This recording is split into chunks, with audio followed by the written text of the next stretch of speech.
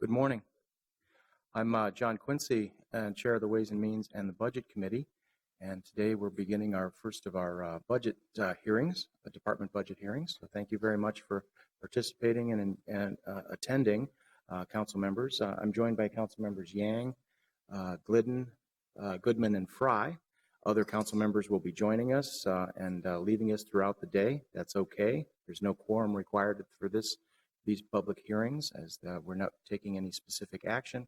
This does give us an opportunity to have the presentation from our department heads on the schedule. So this morning's we're going to be hearing from the mayor's office first, followed by the clerk's office, the elections, and the voter services budget. They'll be followed by the city council presentation, followed by the health department, attorney's office, and the assessor's office. We have a lot to do, and we're going to be able to stick to our schedule, which is pretty compact, to have the department heads to do their presentations, have that available online.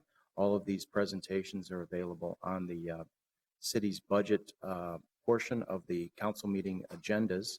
So you just can click on that and follow these and go back and forth as you like. Copies of those presentations will be posted as well.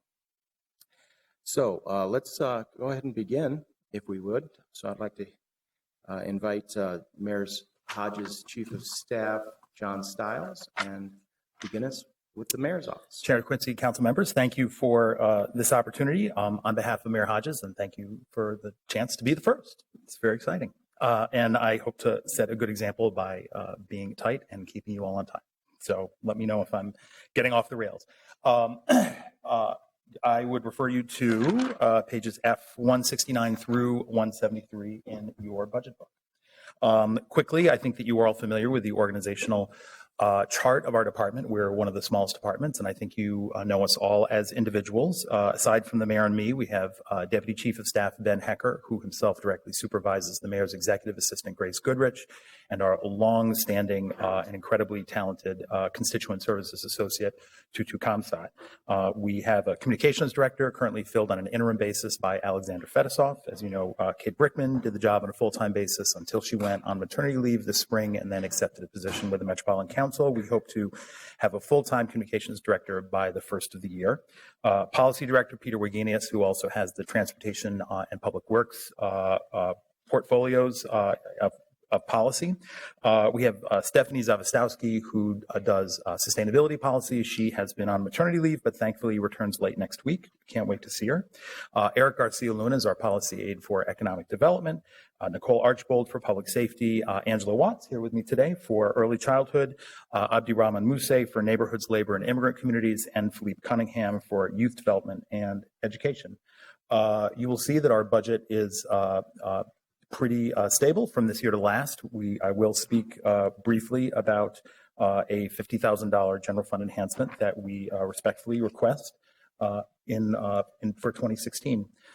We, along with the City Council, work on policy development and implementation. And I think that you all are familiar with what it is that we do by charter and in cooperation with you, including nominating and supporting department heads, directly overseeing the police and civil rights departments, budgeting, developing a budget, and working with you to pass and implement it in alignment with the city's goals. Other than the $50,000, our increases are all inflationary in salaries, benefits, and in internal service funds. And finally, we are asking for a $50,000 general fund enhancement to capitalize on a $50,000 grant, which you have accepted already from the Minneapolis Foundation, which is allowing us to provide for a full-time policy aide position in youth development and education. This is Philippe Cunningham at, of course, what would be half the normal cost of doing so. This is a position that Mayor Hodges feels strongly about having in our office. I think that everybody recognizes that the city's direct engagement in issues around youth development and education is increasingly a core function of city government, working closely with Minneapolis Public Schools and our many partners who focus on this issue, such as Generation Next, led by former Mayor Ryback, Achieve Minneapolis, the Youth Coordinating Board, the Youth Congress, and many others. And the goal of the position is really has two, is to make sure that our children and youth are graduating on time and with no disparities in our public schools and are ready to contribute to growing our city's economy inclusively. That's one. And two, that we help them develop the knowledge and skills and engagement that they need to really participate also not only in our economy, but in our civic life as we work together to build one Minneapolis. And with that, I'm happy to take any questions you may have. Thank you very much, Mr. Stiles. I think I just wanted to, as we're going through these department hearings, we wanted to focus on the enhancements. So thank you for doing that in your presentation.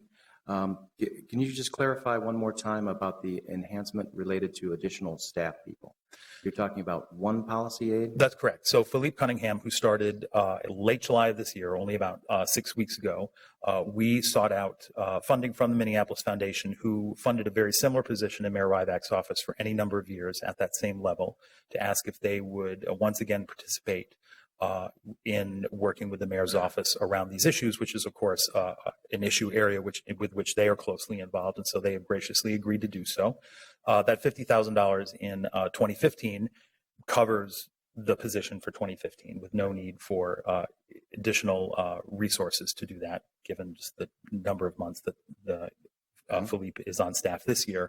Going forward in 2016, we anticipate that the Minneapolis Foundation will again meet this for us. And so we are asking for a $50,000 general fund enhancement to capitalize on those external resources to provide for this position at what would be half the normal cost. Yeah, thank you. That just helps clarify that this is 50% funded with outside dollars. That's correct. So the enhancement to the general fund, because the base of all of our operations is really continuous service levels, talking about enhancements. This affects all departments, so this is how the mayor's office is responding to that. Mm-hmm. So thank you for that. Council members are invited to ask questions. We're not using speaker management, so you can just get our attention. And I think the first question is from Council Vice President Glidden. Just a quick question. I wanted to understand do we know how long the Minneapolis Foundation is committing to supporting this position? I would say it's on a year-to-year basis right now. I think from their perspective, depending on the progress that we make, which I think is understandable, we have a very solid relationship with them and would hope that they will continue to do it. We are certainly always looking for opportunities to bring more grant funding into the city and, if need be, into the mayor's office. So should at any point that no longer materialize, we would look for other ways to fund the position, external ways. And speaking of Minneapolis Foundation, I do wish them a happy 100th birthday. I had the 100th opportunity birthday. to attend the foundation's event last night. It's a fabulous event. Yep. It's wonderful to have the philanthropic support of this community. And the foundation has been doing great work, especially in the area of youth development. So thank you for that. And thank you for working with that agency. Any other questions from our colleagues? Not seeing any. Thank you very much, Mr. Stiles, for your presentation. Chair Quincy, council members. We're ready to continue. We're allowed for some, whatever transition time Mr. Carl will require for the elections.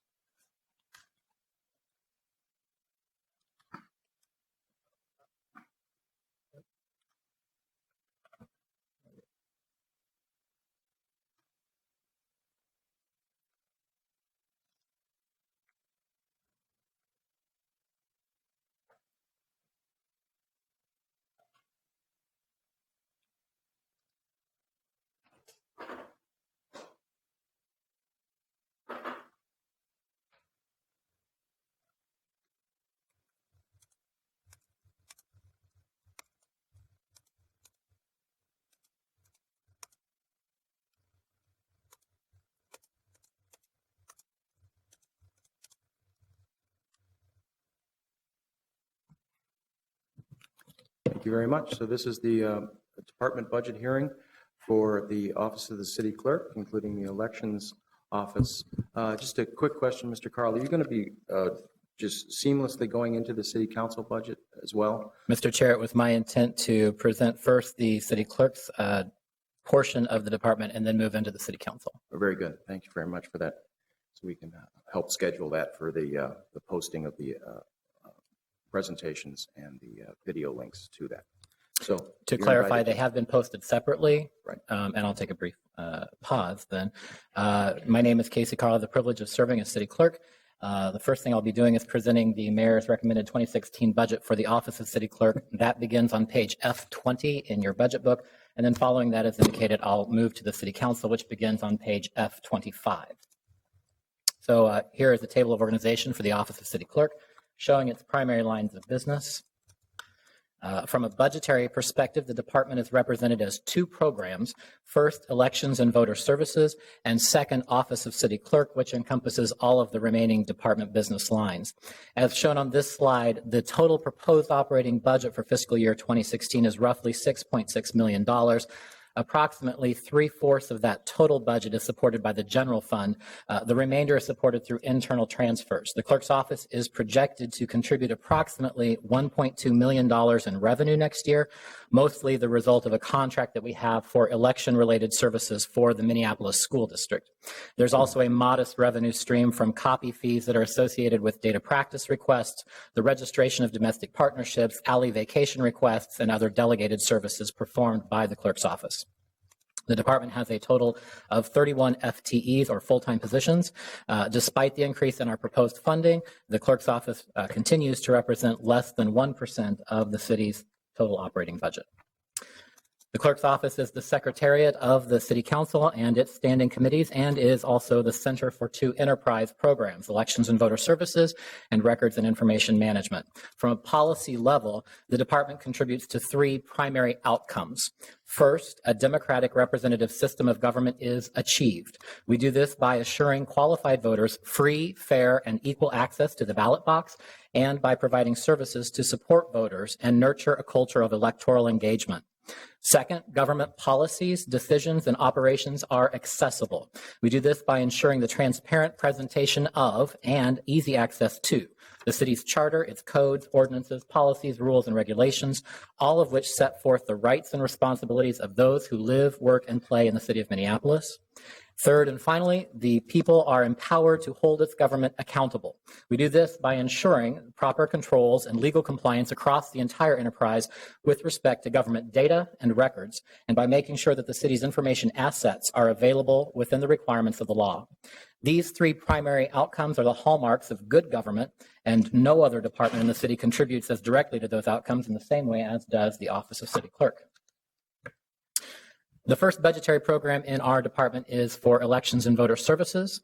The primary services provided are outlined on this slide. Again, the focus of this program is to ensure that qualified voters have free, fair, and equal access to participate in elections, and that they receive the support they need to do so within the rules and regulations governing the administration of elections within the state of Minnesota. Minnesota has a long and proud tradition of being one of the top states in the nation in terms of voter participation, and Minneapolis is regularly the municipality with the highest turnout in the state. Minneapolis serves roughly 1 of every 3 voters in Hennepin County. In fact, the city had more than 226,000 registered voters as of June 1st this year, and we can expect that number to increase as we move forward in the presidential campaign season. Next Tuesday is the 4th annual National Voter Registration Day, and we intend to continue partnering with the Secretary of State and other jurisdictions through the remainder of this year into next to begin promoting the vote and boosting voter registration. This outreach and engagement effort builds on the successes that were first launched in 2013 to ensure that all voters and potential voters are election ready.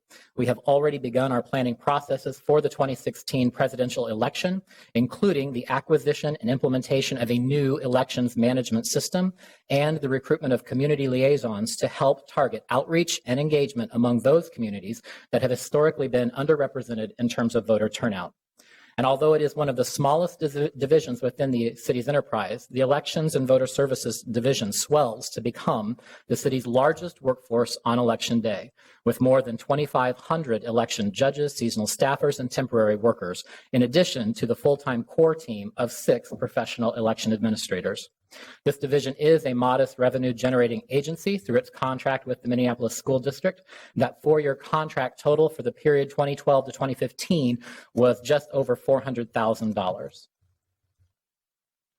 As this slide shows, for 2016, the mayor has proposed a total operating budget of approximately $1.8 million, which includes the 6 full-time positions in this division. And although this program is technically a division of the Clerk's Office, we do have a long-standing practice of separately tracking election-related expenditures, which matches national practices among other states and local jurisdictions, because election budgets are highly volatile and do vary significantly from year to year. The second budgetary program in the department is the Office of Clerk, which essentially covers all remaining lines of business, services, and functions that are done not related to elections. At a policy level, these are grouped into 2 different sub-programs. First, legislative support and operations, and second, records and information management. The Legislative Support and Operations Division is responsible for ensuring compliance with all legal and procedural requirements in the legislative process. Minneapolis is the only municipality in Minnesota with a full-time 13-member council that operates with a standing committee system.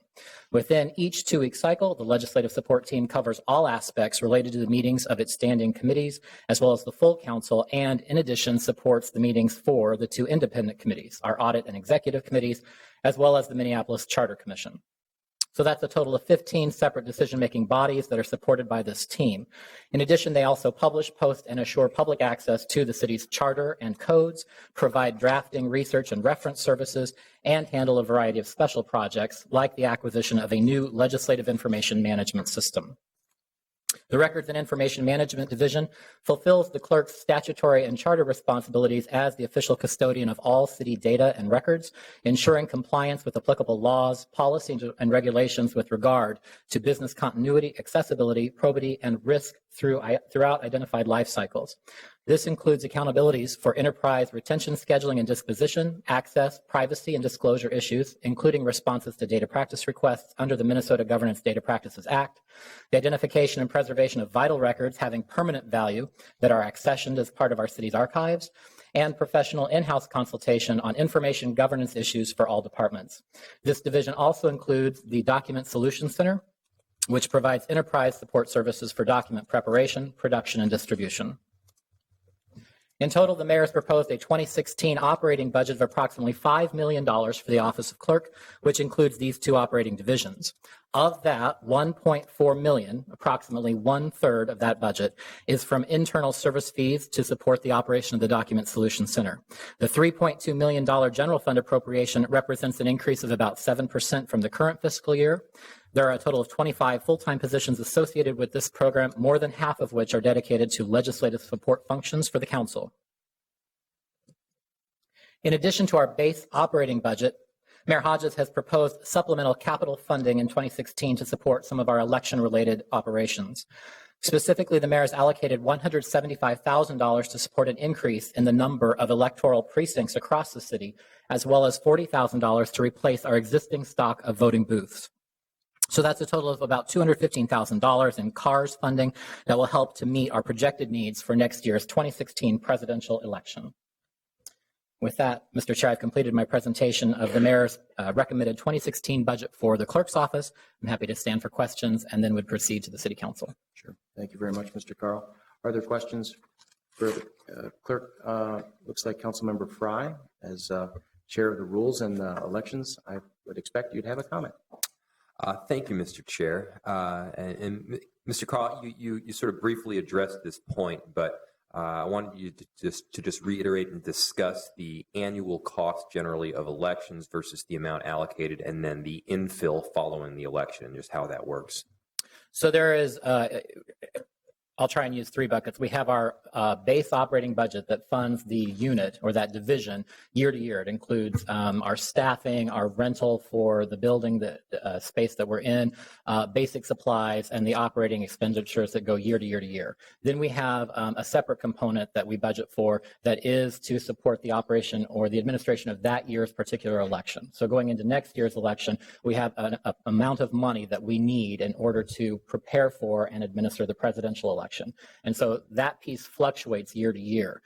In order to keep the budget within some level of control, as we're working with finance, there are, of course, every year some expenditures that we don't anticipate that come in that go beyond that budget for that specific election, and we work with them to find those resources to cover the gap. So there's the base budget for elections that goes year to year to year and doesn't change. It's relatively stable. The instability or the variability is really based on what year election cycle we're in. So in a presidential election, we would expect to spend much more than in a municipal or a state election, and because of that variability, we try and project out as much stability into that second piece of the budget as possible. But where there are gaps or deficiencies, then we work with the Finance and Property Services Division to make that up. And Ms. Christensen may have more to add specific in terms of how that works. I believe I've seen the exact numbers before as to what the election is anticipated to cost versus the amount budgeted, and then the gap between presidential years and non. Can you talk just a little bit about that? I mean, basically what we're doing every single year right now, this is for purposes of my colleagues, is we allocate less money and then we infill following the election. Mr. Chair, Councilmember Fry, you are correct. And as you know, after each election, we try and do that in the first quarter of the following year. We come before the Elections and Rules Committee and report to you not only lessons learned, what worked and what didn't, and things we want to do to improve our business processes, but we also include a provision about how much we spent on that year's budget. So we talk about the budget we had, the budget we actually spent, and we try and identify and account for all of the overages we have between what was budgeted and what was not. Okay, thank you. Thank you very much for the question and for, of course, the response. Ms. Christensen, I saw your head nodding. I just wanted to give you an opportunity if you'd like to add anything to that comment. Chair Quincy, I concur with Mr. Carl that we do on a long-term basis fund with the annual budget the ongoing operational costs of the elections division, and then as he indicated, we do what we would call it maybe a true up at the end of each election because even with historical data, it can be difficult ahead of time to project, particularly if we run into recount situations and other such activities that would cause the variability in the budget. And that's part of the reason why we do include a contingency in the annual budget. Thank you for that. Mr. Carl, you got a few minutes if you'd like to make a transition to the next department budget hearing, which is actually the City Council budget. I just wanted, before we begin, we've been joined, of course, by council members Gordon, Yang, Palomasano, Vice President Glidden, Councilmember Bender, Councilmember Goodman, Councilmember Fry. So just wanted to have that for the record as we've been joined by more council members. Please, whenever you're ready. Mr. Chair, thank you again. Now we'll be moving to the City Council budget that's been proposed by Mayor Hodges for the 2016 fiscal year that begins on page F25 in your budget book. Again, as you mentioned, all of these budget presentations, both the link to the budget book and the individual PowerPoints are available online for the community. Here again, in case you weren't aware, is a table of organization for this department, the City Council. For fiscal year 2016, the mayor has proposed an operating budget of approximately $4.9 million, which is roughly equal to the current fiscal year's allocation. The program includes all 13 council members, their 26 aides, and ward budgets, which is a total of 39 full-time positions. As a budgetary program, the City Council impacts all city goals and values and has both direct and indirect connections to all strategic outcomes. City Council is the elected representative governing body of the largest and most populated municipality in the state of Minnesota. As such, it is responsible for enacting public policies in conjunction with the mayor to ensure the general health, safety, and welfare of the community. It exercises oversight of municipal operations and city departments, and it advocates for community needs and priorities at local, state, regional, and national levels. The U.S. Census Bureau estimates the city's population exceeds 400,000 now, and that means each ward encompasses more than 31,000 residents. That means each of the 13 council members is responsible for representing a ward that's roughly equal to the entire population of the city of Brooklyn Center. For their constituents, council members are elected policymakers, advocates at local, state, regional, and national levels, and community ombudsmen, facilitators, and problem solvers. Minneapolis is the largest municipal council in Minnesota. Through its standing committee system, it maintains a continuous review of enterprise performance, and it ensures that public funds are used effectively and efficiently in the delivery of city services and programs.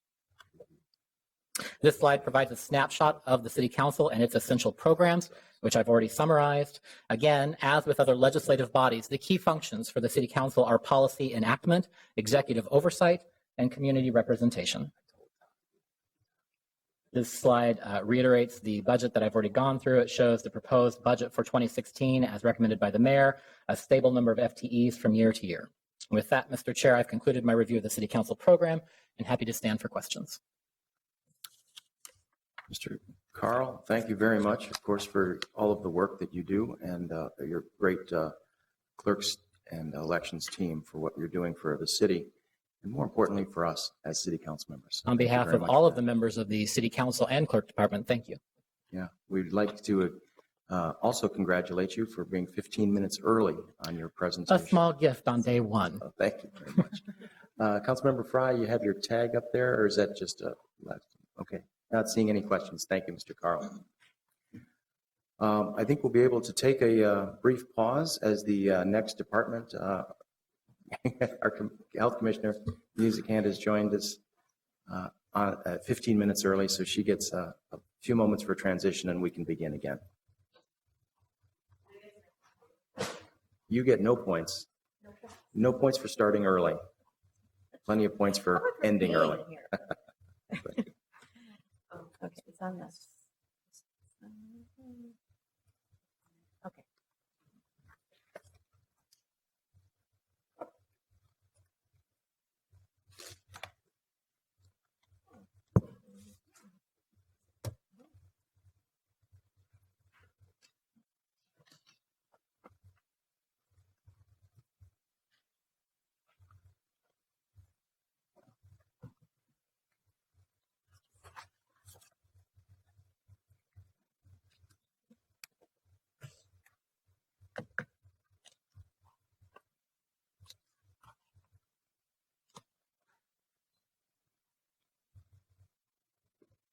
I'll let them hand stuff out and Yep.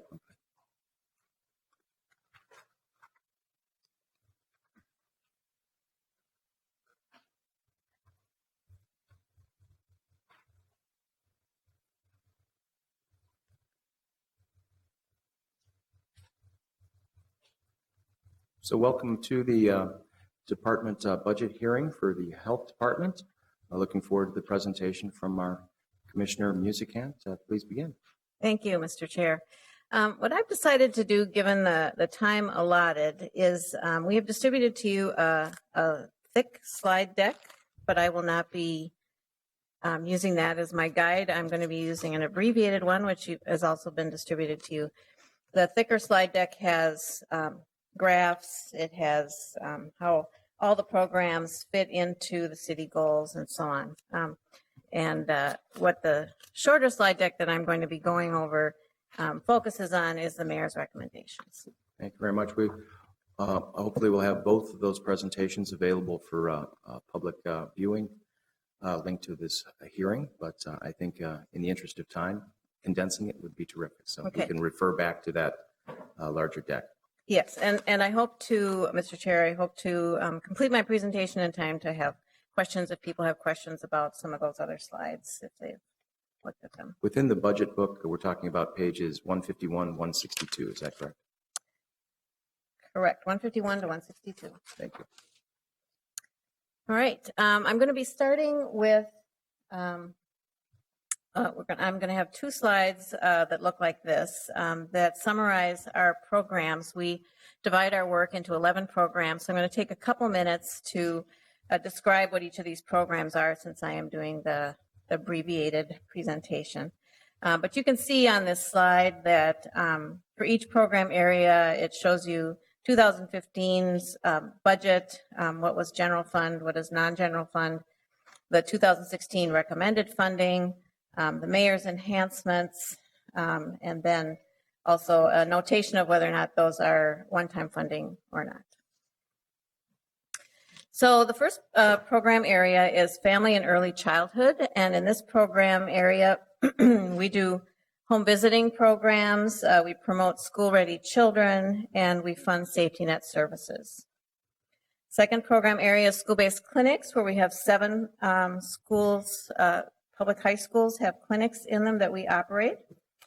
During the school year of 2013-14, we saw over 2,000 students for almost 12,000 visits.